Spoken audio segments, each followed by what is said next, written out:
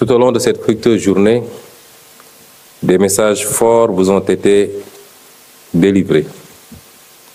Les ruptures que nous voulons voir advenir nous demanderont beaucoup d'efforts. Votre rôle sera primordial pour les conduire. Mesdames, Messieurs, lors de ma déclaration de politique générale, j'ai pris l'option d'engager résolument le gouvernement dans une stratégie novatrice permettant à l'administration publique de s'adapter aux mutations de notre temps et de faire face aux défis et enjeux futurs avec détermination, agilité, exemplarité, probité et professionnalisme. Je voudrais profiter de l'occasion qui m'est offerte ici pour réaffirmer avec force que le renouveau du Sénégal passe par une administration publique efficace, capable de déconstruire les mauvais choix, de remettre en cause les enjeux organisationnels et d'inscrire son action dans une dynamique de performance, le tout dans un cadre institutionnel moderne. La vision Sénégal 2050, le capital humain et la bonne gouvernance, la gouvernance exemplaire, la transparence, la lutte contre la corruption, la reddition des comptes, la gouvernance de proximité, la déconcentration et la décentralisation, l'intérêt général et la culture du service public, le sens des responsabilités, l'organisation de l'État et de ses procédures, la rationalisation des dépenses, les lettres de politique sectorielle, le dialogue de gestion, le management de la qualité, la transformation numérique, la culture de suivi et d'évaluation, la transformation de la fonction publique. Autant de concepts et de terminologies télégraphiquement extirpés de son allocution de ce matin témoignent que le chef de l'État nous a dressé un large panorama des enjeux qui traversent le secteur public sénégalais. Je noterai particulièrement le diagnostic empirique qu'il en a fait en ces termes. Je cite, « Toutefois, au terme de 9 mois d'exercice du pouvoir exécutif, nous avons constaté plusieurs dysfonctionnements majeurs. Premièrement, un État contraint dont les marges de manœuvre budgétaires et financières n'existent quasiment plus. Une administration républicaine mais manquant de cohérence et demeurant figée dans des schémas hérités de l'histoire coloniale, alors même que nos réalités socio-économiques évoluent rapidement, marquées notamment par la transformation numérique et l'essor de l'intelligence artificielle. Un secteur public hypertrophié, doublonnant souvent l'administration centrale, budgétivore et dont la contribution aux dividendes de l'État reste trop faible. Des services publics complexes et coûteux, peu conviviaux pour les citoyens, les usagers, les entreprises et les territoires, limitant l'efficacité des politiques publiques et ternissant l'image de l'État. J'ajouterai à ces constatations du président de la République une prévalence et une persistance nocive des pratiques malsaines de corruption, de détournement et de pratiques voisines. L'absence d'une vision et d'une direction stratégique claire et partagée pour une administration au service du développement et notamment d'un secteur privé productif et conquérant. Il en conclut que dès lors, il est impératif de refonder notre administration pour la rendre plus moderne, plus proche des citoyens et plus efficiente dans ses missions. Face à toutes ces constatations, il est urgent que notre gouvernement et notre administration s'ajustent, d'où la pertinence du thème de ce conclave. Cependant, nous sommes conscients que cette transformation ne sera pas aisée au regard de l'histoire, des habitudes et de leurs conséquences, notamment nos administrations sont en partie décalées par rapport à la société. Et pourtant, nous devrons réaliser cette transformation, la réaliser coûte que coûte, faille que vaille. C'est ce qu'a indiqué ce matin le président de la République, dont l'allocution peut être perçue comme le discours sur le changement. Permettez-moi à présent de vous livrer celui sur la méthode de ce changement. Mais que devons-nous changer de prime abord? Ce que nous devons changer, c'est un système et accessoirement des structures et des procédures. Complexe d'éléments en interaction. On appellera changement systémique un processus qui favorise le changement structurel de tout un système en se focalisant sur la relation entre ces différentes parties. Un changement systémique vise à s'attaquer aux causes d'un problème et pas seulement à ses effets. Pour l'autorité politique, il y a différentes façons de gouverner et de conduire le changement. J'en citerai deux. Procéder par édiction de normes et de directives en décidant simplement ce qu'il faut faire et en s'en remettant au jugement futur du citoyen électeur. Ou alors, travailler de concert avec les différentes composantes de la société, en délibérant et en négociant les orientations à prendre. Se limiter à une manifestation de l'impérium par l'outil législatif et réglementaire sacrifie tout l'avantage d'être simple et direct à la fragilité des acquis qu'il engendre, souvent immédiatement remise en cause par manque d'inclusion. Est certes plus complexe, plus studieux, et laisse parfois de côté certains secteurs. Mais ça permet, en revanche, de construire sur des assises plus robustes et plus durables, en ce que le changement qui en découlera ne sera plus simplement imposé, mais inclusif. Il est débattu et négocié. Aucune de ces méthodes ne suffira à elle seule à conduire et réussir le changement systémique prescrit par son Excellence, le Président de la République. C'est pourquoi notre méthode consistera en une combinaison des deux formules. Nous réunirons par exemple, dans les jours à venir, tous les grands acteurs sociaux afin de trouver une façon acceptable de conduire la chose politique par une administration performante et stable dans l'exécution de ses missions, dans un contexte rendu difficile, malgré les efforts colossaux de mon gouvernement durant ces 9 derniers mois, par la situation tourmentée des finances publiques. Ensemble, nous devrions nous entendre sur les mesures de correction et celles sociales à adopter et à appliquer, notamment pour accompagner le gouvernement à rétablir le déficit à son niveau autorisé. Ce sera également le cas pour les effectifs humains de l'administration et leur impact budgétaire, rapporté à l'efficience, l'efficacité et la productivité attendues. Ce sera le cas également du système de rémunération dans la fonction publique qui, du fait des errements politiques dans sa gestion des 20 dernières années, a cessé d'obéir aux normes édictées pour la sauvegarde des équilibres salariaux, gage de stabilité et de sérénité dans l'administration. La commande publique, qu'il convient de rationaliser également. Pour la plupart de ces chantiers, nous ouvrirons les concertations nécessaires, telles que le chef de l'État en a jeté les bases avec l'organisation, dès les premières semaines de sa présidence, des assises de la justice, qui en annoncent beaucoup d'autres. Nous veillerons ensuite à la fidèle normalisation et à la correcte exécution des conclusions qui en découleront. Mesdames et messieurs, chers participants, exécution. Voilà en réalité le ventre mou de notre administration. La mauvaise conscience des décideurs politiques, car beaucoup de choses ont été conçues sur la base des mêmes diagnostics et constatations que nous faisons aujourd'hui, pour ensuite être rangées dans des tiroirs de sorte que les colossaux efforts humains et financiers consentis deviennent vains. Créé par décret numéro 2017-231 du 7 avril 2017, dans la foulée du Forum national d'administration tenu en avril 2016, le comité de modernisation de l'administration publique en est la parfaite illustration.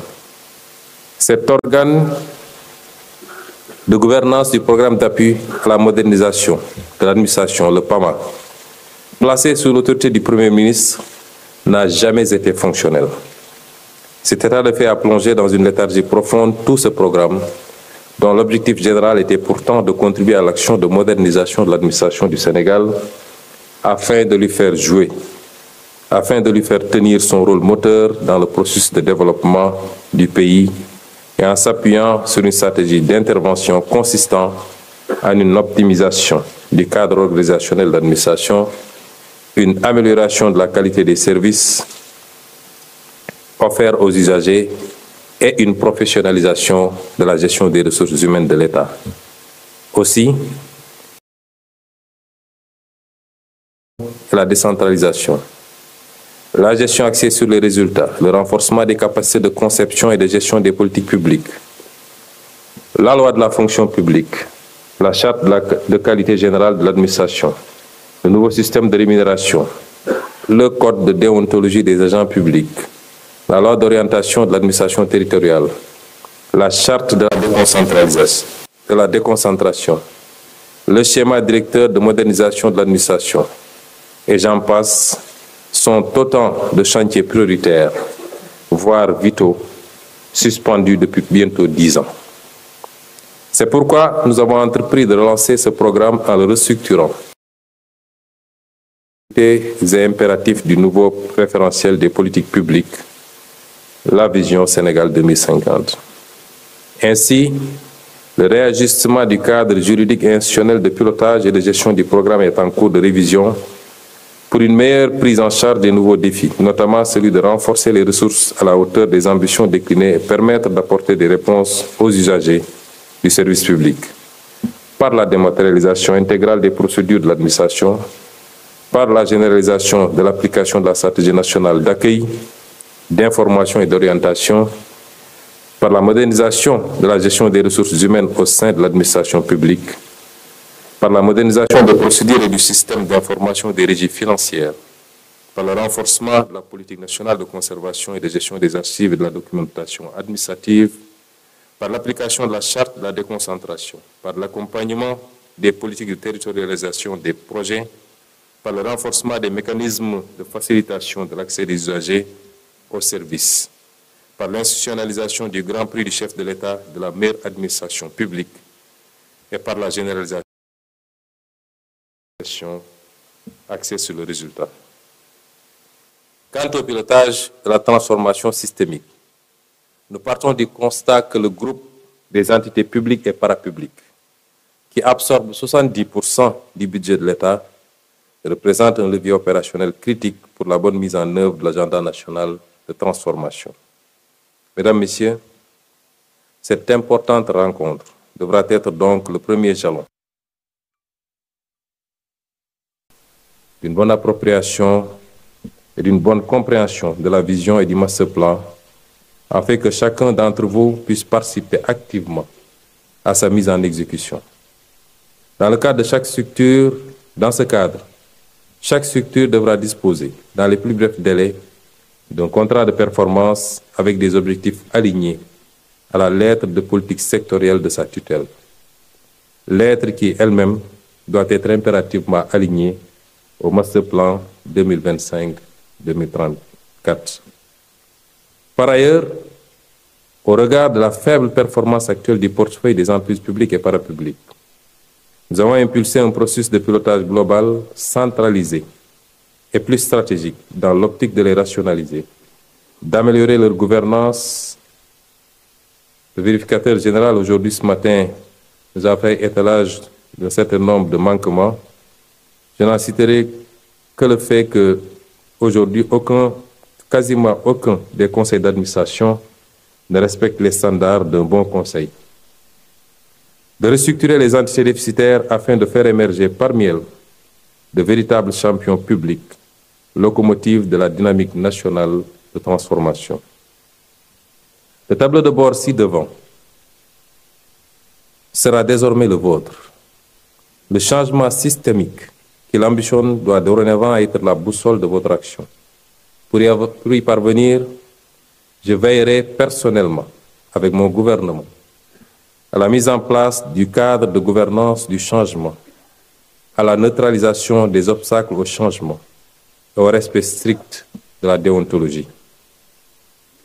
En effet, la réussite de cet agenda national de transformation Sénégal 2050, dans ses déclinaisons périodiques, exige une réforme en profondeur de la gouvernance depuis la présidence de la République, où sera logé le Conseil présidentiel, jusqu'au dernier échelon déconcentré et aux entités décentralisées.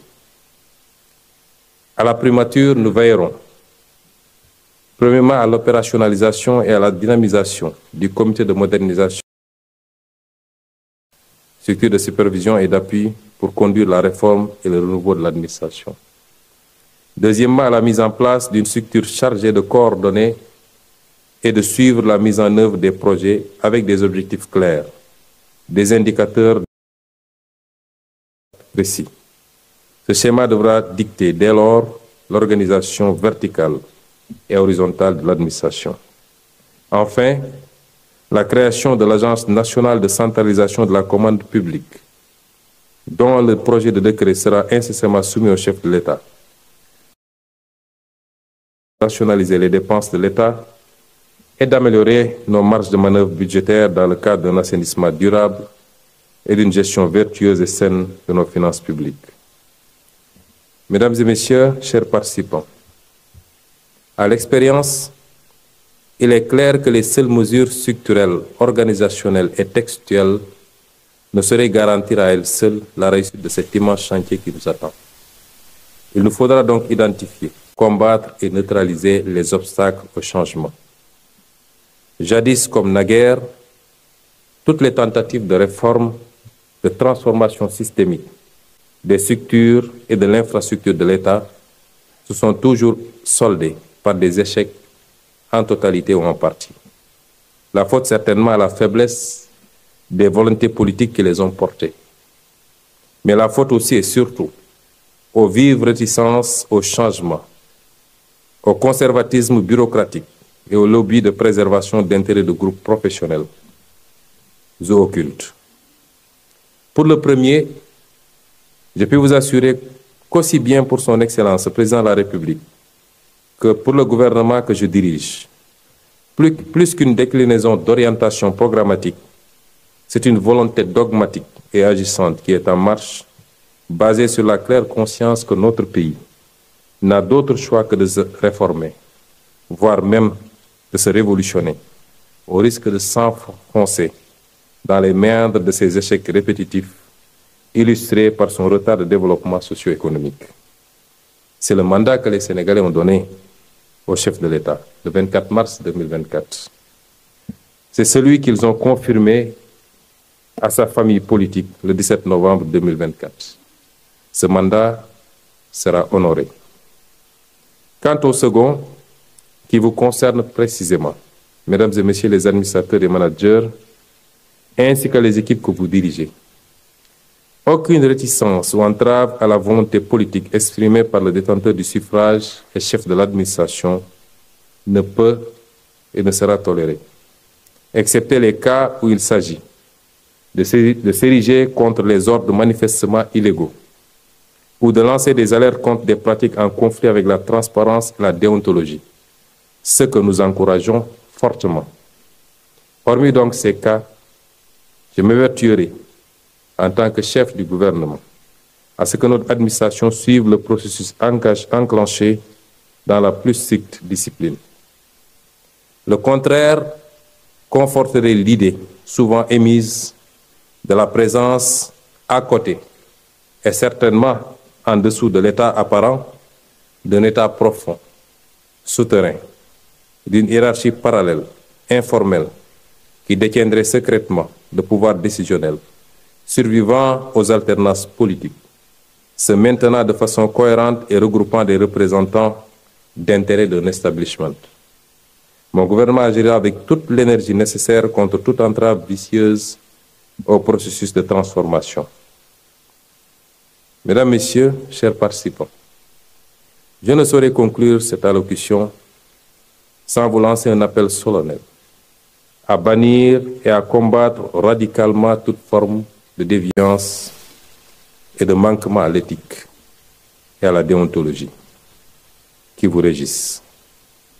Notre administration est souvent, hélas, sous le feu de la rampe, traversée par des vagues impudiques de dossiers se rapportant à des faits de corruption, de surfacturation de marché, de trafic d'influence, de détournement de deniers publics, de prévarication foncière et immobilière. Est-il utile de rappeler qu'à l'indice de corruption, notre pays est classé au 123e rang sur 190 pays. Au-delà de l'aspect pédagogique et préventif, auquel nous consacrerons toute la formation nécessaire, je voudrais vous confirmer que, depuis le 24 mars 2024, avec l'élection du président Bassirou Diomaye Faye, nous sommes entrés désormais dans l'ère de la tolérance zéro, aussi bien pour la détection que pour la sanction de ces pratiques occultes, conformément à nos engagements en matière de reddition des comptes devant le peuple. Mesdames et messieurs, voilà donc au seuil d'une nouvelle page qui s'ouvre pour notre pays, pour notre administration, notre secteur public et parapublic. Écrivons-la ensemble de la plus belle des manières, selon la vision, les orientations et la volonté du président de la République, chef de l'État. Car en effet, depuis des décennies, notre capacité de se rencontrer, de débattre et de négocier s'est nettement détériorée, entraînant avec elle une crispation et un manque de confiance des acteurs. Un immobilisme que la plupart ont fini par légitimer comme la moins pire des solutions. Fort heureusement, une nouvelle génération vient vous rappeler l'importance d'agir ensemble pour hisser l'État à la hauteur du peuple qu'il sert. Car la démocratie, c'est plus qu'un vote tous les 5 ans. C'est surtout notre capacité à réussir des mutations qualitatives pour les vivants et pour les générations futures. Sur ce, je déclare close la première édition de la conférence des administrations et managers publics et vous remercie de votre aimable attention.